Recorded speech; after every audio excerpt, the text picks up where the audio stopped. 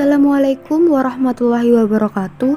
Halo teman-teman, perkenalkan, nama saya Syarafatul Azizah dari kelas AUD 2. Kali ini saya akan menjelaskan materi tentang Ulumul Quran dan perkembangannya. Lalu dilanjutkan oleh teman-teman saya yang lainnya.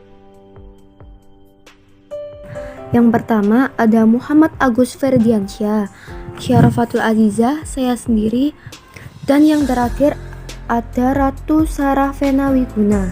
Di sini saya akan menjelaskan tentang materi pembahasan yang pertama, yaitu pengertian Ulumul Quran. Pengertian Ulumul Quran. Kata ulumul secara etimologi adalah merupakan jamak dari ilmu. Kata ilmu itu sendiri adalah masdar yang mempunyai arti pengetahuan atau pemahaman.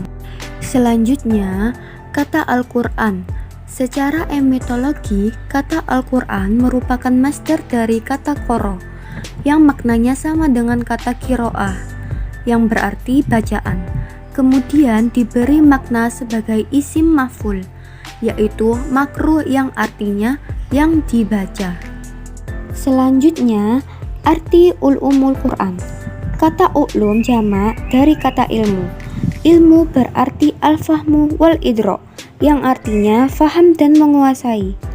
Ulumul Quran secara etimologi adalah ilmu-ilmu tentang Al-Quran, ilmu dengan pengertian dan pembahasan-pembahasan yang berkaitan dengan Al-Quran. Assalamualaikum warahmatullahi wabarakatuh.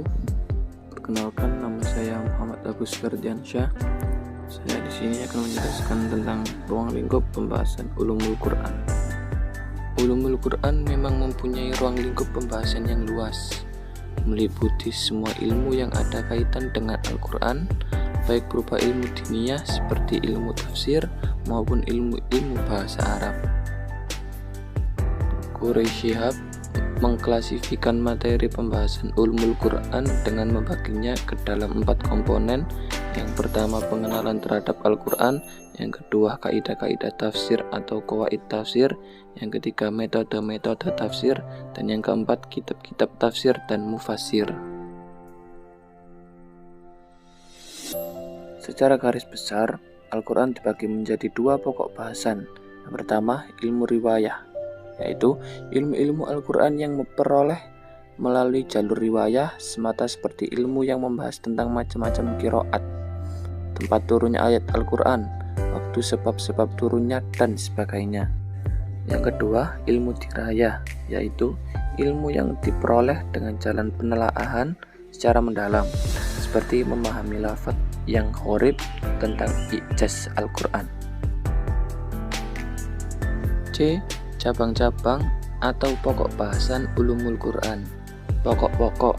E.M. Hasbi al-Siddiqi menjelaskan muatan-muatan yang dibahas di dalam ulum Al-Quran yang terpokok meliputi ilmu mawatin al-nuzul, menjelaskan tentang tempat, waktu, musim, awal ayat dan akhir ayat. Ilmu tawarik al-nuzul menjelaskan tentang sejarah turunnya ayat secara mendetail, masa turun ayat, tertib turunnya satu demi satu dari awal turunnya, tertib turun surah sampai sempurna.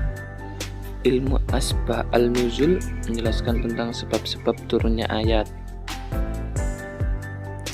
Assalamualaikum warahmatullahi wabarakatuh.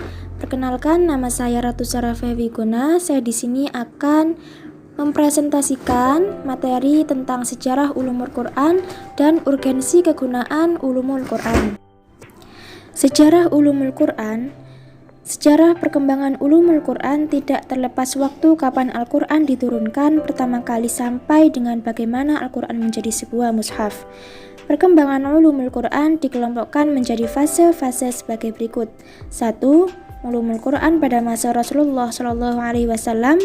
2. Ulumul Quran pada masa Khalifah. 3. Ulumul Quran pada masa sahabat dan tabi'in. Urgensi dan kegunaan mempelajari Ulumul Quran. Latar belakang munculnya Ulumul Quran. Sebenarnya Ulumul Quran itu sendiri bermula dari Rasulullah SAW, tetapi Saat itu Rasulullah Shallallahu Alaihi Wasallam tidak mengizinkan mereka menuliskan sesuatu dari dia selain Quran, karena ia khawatir Quran akan tercampur dengan yang lain. B. Maksud dan tujuan ulumul Quran. Tujuan ulumul Quran adalah sebagai alat di dalam memahami Al-Quran sehingga melahirkan sebuah pemahaman yang sesuai dengan keinginan Allah. C. Berbagai manfaat mempelajari ulumul Quran adalah 1. Memahami isi Al-Quran. 2. Pedoman syarat dalam penafsiran Al-Quran. 3. Mempelajari cara para mufasir dalam menafsirkan Al-Quran. 4. Mempertahankan kesucian Al-Quran.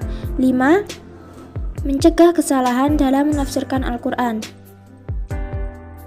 Sekian dari kami. Wassalamualaikum warahmatullahi wabarakatuh.